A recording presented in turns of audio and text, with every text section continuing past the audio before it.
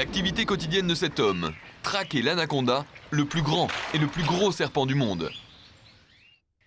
La Roca, un bestiaire tropical du Venezuela. Cette partie de l'Amazonie est réputée pour ses anacondas. C'est aussi le lieu de vie de Jesus Rivas et de son épouse Renée. Ils sont herpétologues et les serpents n'ont plus le moindre secret pour eux. L'anaconda, comme tous les autres boïdés, n'est pas venimeux. Mais en revanche, il est agressif, il a un comportement imprévisible. Il cherche à mordre dès qu'il se sent en danger. Il mord, il ne lâche pas prise et il enroule progressivement son corps, même rapidement, autour du corps de la victime. Il fait ce qu'on l'on appelle des anneaux et ainsi il resserre peu à peu sa prise pour bloquer la respiration. En fait, il ne cherche pas à écraser, à broyer les os, comme on l'entend parfois, mais il bloque la respiration et la mort survient par étouffement.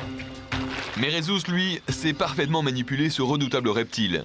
En femme de terrain, j'ai analysé la gestuelle de Jesus et il a le geste parfait du véritable herpétologue de terrain. C'est-à-dire il sait attraper ses animaux, il n'y a aucune faute. Il a la perfection pour prendre l'animal derrière la tête. Donc je pense qu'il minimise les risques et il ne cherche pas à faire de folklore. Il n'a rien à prouver. C'est un professionnel, il fait bien son travail et ses travaux de recherche sont d'ailleurs très intéressants. Rien n'arrête Jesus Rivas. Il n'hésite pas d'ailleurs à marcher pieds nus dans une vase totalement opaque pour aller à la rencontre de l'anaconda. Là, il a du cran parce que moi, je ne ferais pas ça.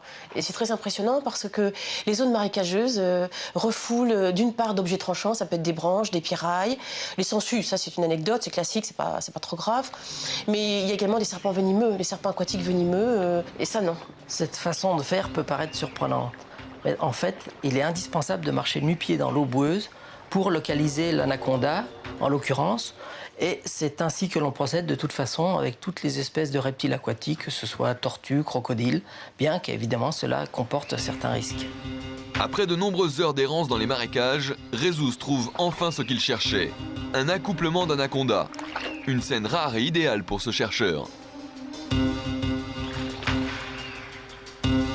C'est vrai que la sexualité des anacondas est très peu connue et très intéressante à observer.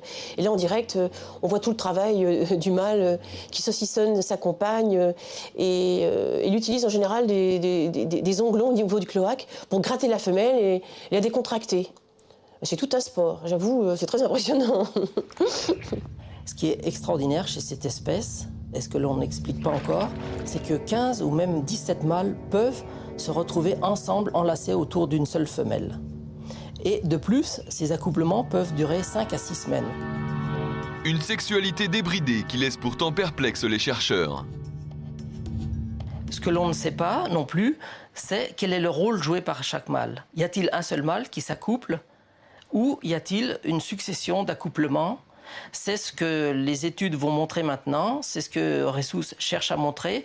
Il a fait des prélèvements d'ADN à partir du sang prélevé sur chaque serpent et ces études vont montrer si effectivement il y a un mâle ou plusieurs mâles qui participent à la fécondation de la femelle. Après être parvenus à isoler la femelle fécondée, Jesus et Renée doivent à tout prix réussir à garder le contact avec elle tout au long de sa gestation. Pour cela, ils lui font ingurgiter une capsule contenant un micro-émetteur. C'est le principe du gavage, c'est brutal, c'est barbare à la limite. Il faut masser le menton du serpent pour faire glisser la capsule et ensuite masser dans l'œsophage parce que les serpents peuvent régurgiter ce qu'on leur fait avaler. Et ça les stresse et donc c'est pas conseillé. Ce micro-émetteur sera localisé pendant 2 à 4 semaines grâce à une antenne et permettra lui-même de localiser la femelle.